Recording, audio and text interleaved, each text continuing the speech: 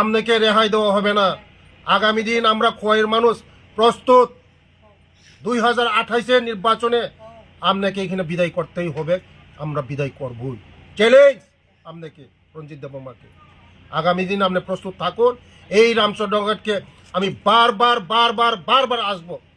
আপনি রুখতে পারলে রুখেন, আমি আপনার সঙ্গে চ্যালেঞ্জ। দেখতে পেলাম আপনাদের এক অনুষ্ঠানে একটা বিশৃঙ্খল পরিস্থিতির সৃষ্টি হয়েছিল। গোটা বিষয়টা নিয়ে আজকে আপনি কি বলবেন? ধন্যবাদ মিডিয়া বন্ধুদেরকে। গতকালের আমাদের পার্টির নির্দিষ্ট সূচির মতনই কার্যক্রম ছিল, বাইক র্যালি। কিন্তু দুর্ভাগ্য, আমাদের যে শরিক পার্টি, ত্রিপুরা মথা পার্টি, রঞ্জিত দেববর্মার নেতৃত্বে আমাদের প্রোগ্রামকে বানচাল করার জন্য উনি ষড়যন্ত্র করেছেন। কিন্তু আমি বলি, রঞ্জিত বাবুকে যতই ষড়যন্ত্র করবেন, বিজেপি যত আঘাত করবেন, বিজেপি ততই অ্যাগ্রেসিভ হবে, ততই উন্নতি হবে।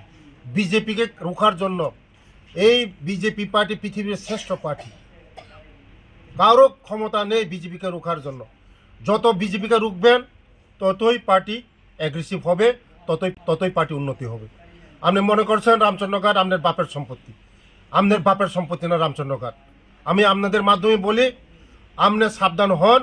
আগামী দিন আমরাও তৈরি হয়েছি, হাজার মানুষ কিছুদিনের মধ্যে দেখবেন বাইক র্যালি আমি করে দেখাবো রঞ্জিত দেববর্মা। আমি চ্যালেঞ্জ দিয়ে বলছি রঞ্জিত দেববর্মাকে, আপনি কত নিরীহ মানুষ আপনি মেরেছেন, আপনি কত নিরীহ মানুষকে মেরেছেন, গণহত্যা করেছেন। গণহত্যার নায়ক আমরা রঞ্জিত দেববর্মা।